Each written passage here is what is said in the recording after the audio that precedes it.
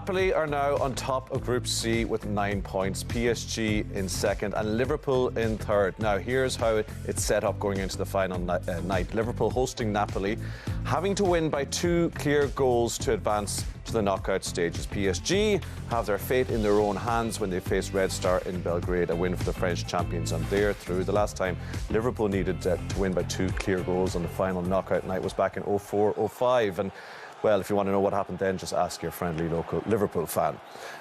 These are the scenes of celebration for PSG tonight, Graham. And this was a team that you said were pathetic in the way they went out to the Champions League last season. I think they've something a bit more about them this season. Yes and no. I think they realised tonight that was how big a game it was for them. They had to beat Liverpool tonight. They did it in not a way they would have wanted to. You know, they're holding on in the second half. They retreated, didn't want to take Liverpool on, didn't think they could go and get the third goal. But in saying that, Liverpool, I thought, were powder puff tonight and have been in all their away games.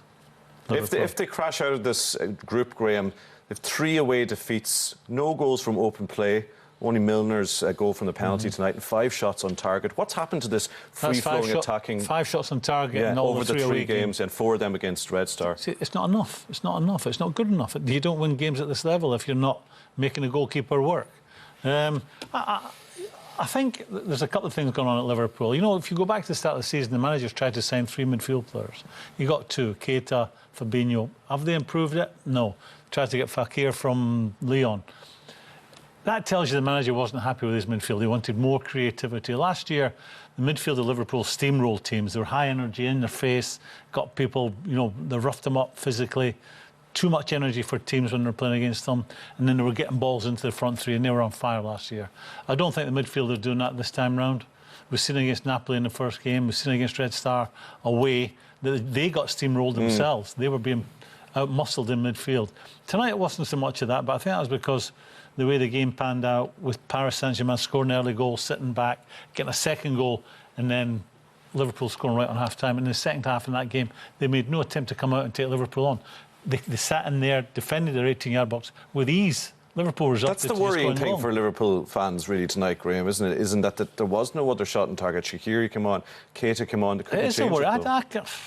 You play 90 minutes with all that firepower they've got on the pitch, Liverpool, and they manage 1 shot on target in 90 minutes. You'd think that would be nigh on impossible for the players Liverpool have got, but they've achieved it tonight.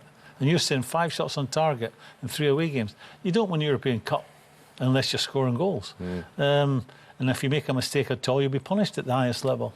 We talked about this before the game, Brian, about the talk was and the sense was that they wanted to evolve a little bit, to be a team that weren't just all about gung-ho and aggression and, as Graham says, that high-pressing football. And have they lost something, or have energy levels dropped, or why aren't they the force they were? I think you have to respect the opposition in each occasion they play now. Has a bit more respect for them than they would have had before the start of last season, when they rumbled their way to the Champions League final and were battering teams and scoring lots of goals. Even in the Premier League now, teams are preparing better to defend against Salah, Firmino and Mane. Goalkeepers are much sharper off the line. Full-backs don't go forward too much against them. Full-backs sit and keep the back four in place. And everyone plays a bit rougher against them, try to be a bit more aggressive. That's what I saw against Red Star in particular. I think it was the case against Napoli, obviously tonight, much in Spurs. It may have been the same. It looked like McKenna's position sitting in front of the centre-backs and full-backs sitting back, waiting on Liverpool to come on to them. And they weren't able to break it down. They don't have a muscular presence if they want to change it and bang crosses into the box. They did add Shaqiri to it. He doesn't give them enough extra yet. Not got enough football in midfield, and that be obvious. That's obviously how the manager sees it. That's why he tried to sign 3 new midfield players. Yeah, they don't have enough. You know, someone looking that way and passing it there. They don't have enough of that. They've got real industry in there, and Ronaldo, Milner, and Henderson, but they don't have that real quality when it matters at the highest level. And it cost them tonight. It all goes down to the final night for Liverpool.